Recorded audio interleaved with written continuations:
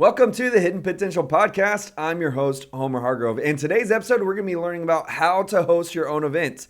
At the end of this episode, I'm going to give you 3 takeaways to be able to apply directly into your organization. And every single week, I give you content to be able to help you tap into your potential as a leader and in order to help you learn practical and mental ways to better reach your potential. With that being said, let's start with a big thought, and that is hosting an event can either be exciting or terrifying, depending on whether or not you know what you're doing. And if we were honest with ourselves, I think we could all say that there's many times where we have no idea what we're doing. But when you lead your first event, you quickly realize that it's a lot easier said than done because of how much work it takes and because of how many details are easy to forget about. Today, I'm going to give you some essential event planning lessons to help you making a greater impact to be able to take your event to the next level. It is going to be able to equip you in both regular events that you have and also potential bigger standalone events that you may have in the future. The reason that this is so important to talk about is because there are many events, and I mean many events, that appear to be outright sloppy and uninspiring. And not only is it disappointing for the people that you want to reach out to, but it's discouraging for you when you have an event that didn't feel great. Even though individuals put so much work, time, and energy into these events, they almost feel like it was all for nothing, like it wasn't worth it because it didn't meet the expectations. You have vision. These people have vision, and you just may need some help in articulating that vision into your event effectively. And so that's why we're going to talk about this today. I'm going to talk about 3 big pillars with event planning, and that is planning, preparing, and promoting. To start off with planning, I want us to just get to the basics. And if you're an experienced event planner, this might all seem elementary to you. But I remember in the moments when I was planning my first events, there's so many things I overlooked, so many things where I didn't know. You don't know what till you don't know. You don't know what you don't know. And so planning, when you're simply planning the event, you want to start big, you want to start broad, and work your way down to the details. But be sure not to forget about the details. So begin with identifying your reason of why your event would be good to have by listing what your overall goal is for the event. Why do you need this event in the first place? That's what you want to answer. What is the goal? What do you want to achieve? And then work out whether or not you have some secondary goals to achieve. So you have a primary goal and perhaps there's some secondary goals.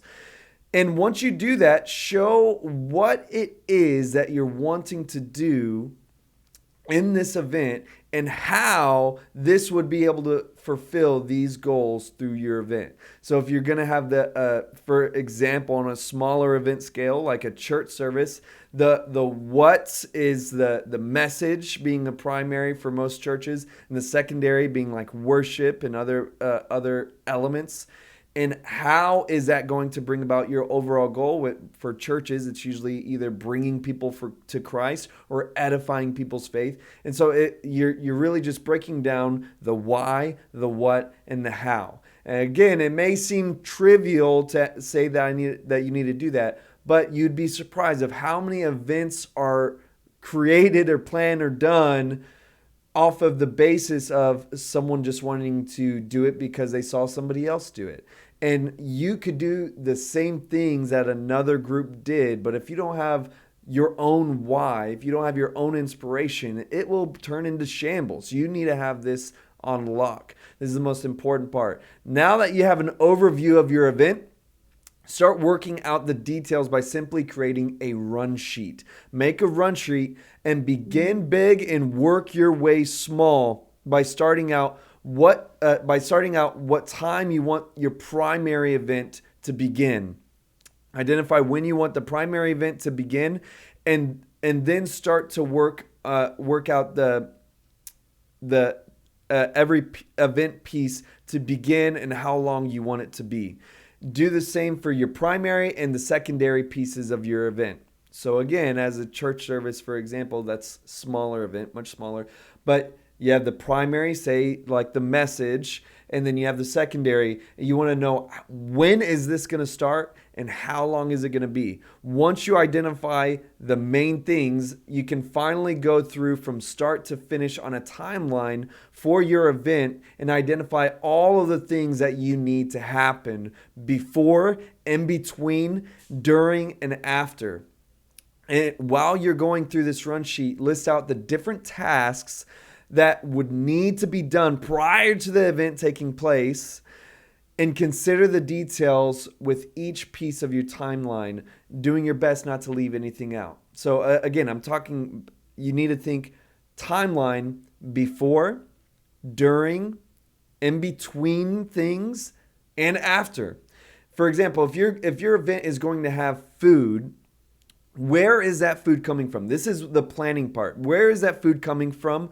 Who is cooking the food? Who is preparing the food? Who is going to serve the food? What utensils, trays, plates, warmers, does the food need to stay hot? Or other items are needed for this? Where will signage be to identify foods or lines to identify where the food is, to identify where the line starts, where the line ends? Is there a flow to the line? Is it buffet style?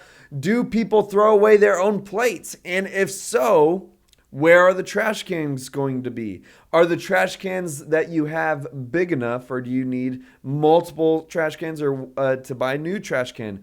Where are the people going to sit while they're eating? Who is going to clean up, and when is that going to happen? See, these are all just a bunch of questions just surrounding the idea of whether or not there's going to be food. Every piece of the event needs this line of questioning, and it helps to imagine yourself actually going through the event. Imagine that it's the day of the event. What does it look like? And at every stop of that event, like I park in the parking lot, I get out. What do you want to be seen in the parking lot, if anything? When I walk through the doors. What do you want people to see in that moment? Are they greeted? Is the door open for them? Do they just walk in? And just work your way all the way to the end of the service. As you're pulling out of the parking lot, what do you want the people to feel or experience or think? And then continuing forward into the cleanup, the teardown. I think one of the most amazing things I remember seeing early on when I first started getting involved in ministry, and I remember going to this conference, and everyone was so blown away by like the soundboard. Like, oh my gosh, if we had a soundboard, that would change our whole church. It's like we get so caught up in the items of a big experience. But what was most amazing to me is I remember seeing this area where they had food. They had free food available, people serving it. And there was a sign that was pre-made. It wasn't just a little sign that someone wrote with a Sharpie on it. It was a sign that said brisket. And it was specifically like printed on this poster board sign. And I remember just being amazed that, man, they literally planned and prepared for this sign to be made just for the brisket. I thought, man, if I was making an event, this would have been a last minute thought for me, and we would have just got some paper folded in half and wrote on a Sharpie brisket. They thought of everything. And that's what you want to do when you're planning an event, is try to think of everything in between. You do this same kind of detailed questioning for each of the items on your run sheet.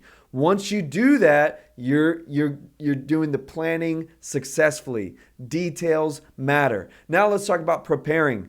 Now that you have everything planned out, it's time to start putting it into motion through preparation. Just like before, start big and then go small. Knock out the essential parts of your event first and then fill in the gaps. What I mean by this is like booking the location, transportation, and other key components of the event, and make sure that these things are all set first, because everything else fits into them. For example, if you're like getting a guest speaker and you're trying to book a guest speaker, you want to get that first and make sure that if you want someone specific, if they're available on the day that you have in mind. And the same goes for the location, the venue you want to use.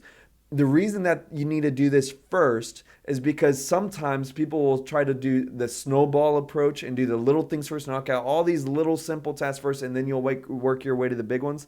Well, when you do that in event planning, you could end up very high, most likely doing double work. Meaning, if you ordered all of the chairs first, and then you ordered the catering for a specific date, and you start working your way up until now you're ready to order the venue, and all of a sudden you realize that they're not available, that venue isn't available on the day that you had planned, but you had already ordered the chairs and the food and all these other little details.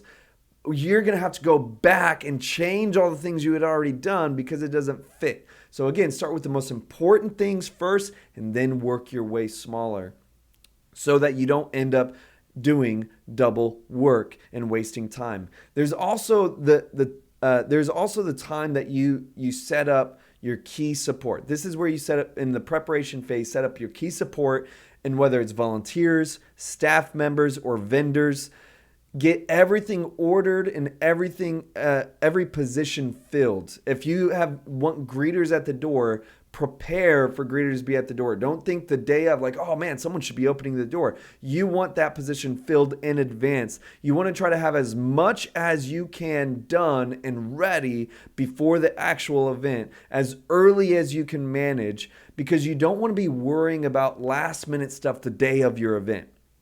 Because you are already going to be focused. You're going to want to be focused on the event, and it will end up overwhelming you if you have to worry about all these little piddly tasks that you forgot about. You want to flow on the day of your event. You want to flow, and you won't be able to flow if you're distracted with different details and tasks that were procrastinated or overlooked in the past. And so, on that note of preparation, what you also need to do is prepare yourself mentally, physically, and spiritually.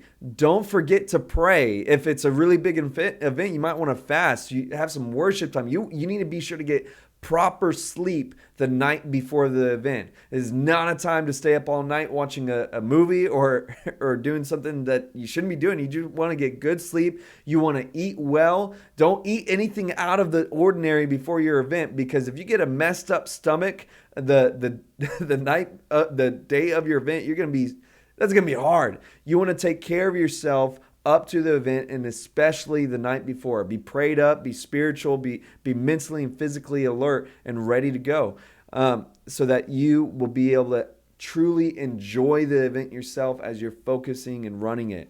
Now let's go into our final stop, which is the promotion of the event. Some of the most effective forms of promotion is personal invite and posting online. We're going to just focus on those two things because depending on how big of your event is, you want to plan it to be far enough in the future for you to have enough time to promote it.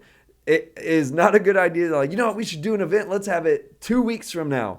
That's really not wise. I would say that if the event is less than 50 people, the minimum would be 3 to 5 weeks. That could be reasonable depending on what you're wanting to do. But kind of the idea is like at least minimum a month away. And if it's around 100 people that you're wanting to expect, 6 to 8 weeks, that's more of a gravy spot that you want to be.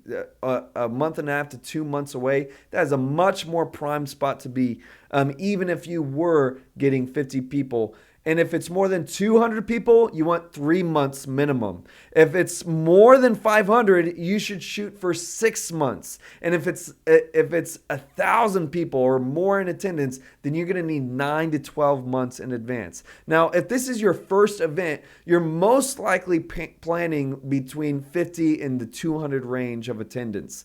And let's understand that a personal invite is one of the highest rates of return when it comes to promotion. I was in sales for a hot minute, and literally person-to-person sales is one of the most effective ways of how sales work, and it has the best return.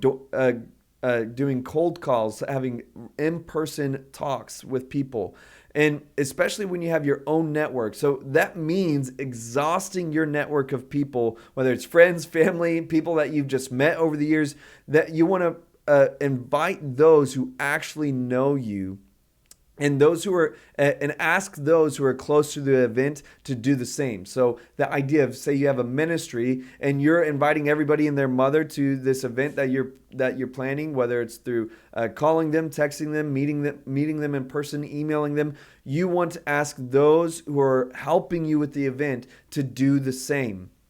And it is helpful to have a graphic for the event to be able to text to people and print out to give to people that you interact with. So an idea, if you're in a ministry and you're planning a specific event, then every week you would want to have a handout, a graphic for people to tangibly feel, to take away with them, to remind them of this event that's so important. And you want to also have that same graphic as easy enough, accessible enough that you could text it to someone and they can share it with their friends and family. It's if you are expecting people in your group to extend that personal invite as well, you're asking people to invite, I would urge you to consider making a text template for them that they could copy and paste, that they can use themselves. Asking them to just, it's one thing to say, hey guys, invite everybody you can. It's another thing to text out a template for them to use. They can adjust it however they need, but you're giving them all the tools to be able to invite people rather than just asking them to go do one extra step. You'll have a lot more people engage if you give them the right tools. Equip your people. Now let's talk about posting online. Again, personal invite is the best rate of return. Posting online is key in our world today. Online promotion is able to reach people instantly, and it's mostly free. It's one of the best ways to reach out. And there's several ways to create online content, but we're going to just look at two simple ideas. You could do posts and videos. And with anything that you post, you want to strive to make it actually good content. You want it to look good. And with anything with this kind of content, I want you to just be honest with yourself, because if if making a graphic isn't your forte, find somebody who can do a decent graphic. Don't try to just do something. And I would even ask you to consider what other organizations do, what their stuff looks like, and use theirs as a template to copy rather than trying to do it yourself, because they most likely have someone that's trained to do it. So you don't have to reinvent the wheel, but you can still make it personal. You use your own colors, just use it as a template, as an idea. And if you don't have anybody and it's just you, consider getting a professional to make that graphic for you, to make some content if you struggle with it. Because if it looks bad, people will think that the event will be bad. It's as simple as that. And for your post, you want it to be visually attractive to when it comes to the content, like the way that it looks. You want it to be visually attractive, and you only want blips of key information. Sometimes you'll see organizations that put like whole sentences on their graphic, and that's like for a flyer. If you're making a poster, you could do that a little bit, but you're talking about just a social media post. You want just blips of information. And it should just say like things like the name of the event, who's hosting the event, the location, the time, if there's a registration fee, website, phone number. You don't want to, in a sense, make this enticing sentence, try to make an enticing sentence for people to read. And you also don't want to use something that, in a sense, isn't attractive either. Like you'll commonly see churches say like, we're having a fellowship that's going to have food, fun, and fellowship. And I don't know about you, but that's not enticing. That's not inspiring for me to go to. They could get by just putting the name of the event. Pool party, hot dog pool party. It's like make the title self-explanatory to where you don't need to do a whole nother sentence. And for videos, you want to try to hit 90 to 30-second videos. The shorter is better. And the video can either be of you or someone else talking about the event. It can be pictures, it can be video clips of what to expect at the event, but only use your own actual videos and photos. You don't want to, this is not a place where you want to necessarily pull from other people, because it will be misleading. And if people recognize that those are not your photos or not your videos, it comes across, it just doesn't come across good. If it is real obvious, it makes you look bad. It does not look good for your content. And whether you're posting on your feed or your story, you should strive to post 5 times a week. And on this note, I think that you should really try to hit these videos, because especially in like the niche right now is videos, and whether it's inspired by TikTok or whatever, but like videos are really what's dominating the social media area right now. And even if it's just a clip of you sharing your heart, think about that. That's a really powerful thing. If you just share your heart on a video, it's 20 seconds long, and it will be enticing and inspiring for people to go. You can make another video just saying like, at this event, we're going to have X, Y, and Z. It's going to be, I'm really excited about this. And you're wanting to just, again, like kind of give highlights, and with everything that you post, just consider, do I think that this would be something that would inspire me? Would this inspire me? Would this inspire me? Would this inspire me? And if you're honest with yourself, it'll help you to be guided in creating good content. And just know that just do your best, forget the rest, and don't try to pretend to be someone you're not. If you're a smaller group, don't try to pretend to be you're a mega church. Like, just allow yourself to be what you are, and be authentic in your content, be authentic in your videos. And dude, people will go. People will be inspired just by your authenticity, and people will be willing to try it out. Don't try to pretend to be something you're not, because people can tell.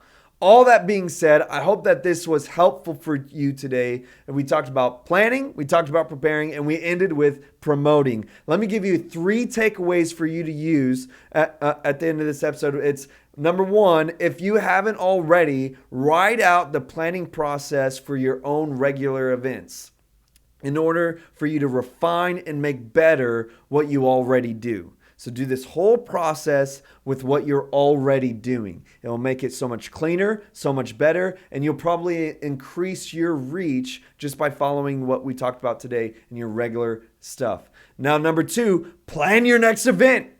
Get your feet wet by switching things up with some new goals and break out of your ordinary routine. It'll be healthy for you to try an event. And I think sometimes we get a little timid that we're not ready yet. You may be surprised at the outcome. Do what we talked about today and you'll have some good results. And number 3, make a promotion schedule on social media to post for 5 days a week for a month for your organization so that you can really start engaging online. All that being said, thank you for tuning in to today's episode. I hope that was edifying for you. I hope that it made a difference in your leadership. Could you do me a favor? Could you leave a rating and review to this episode? It really helped me out and it helped other people to be able to see this content as well.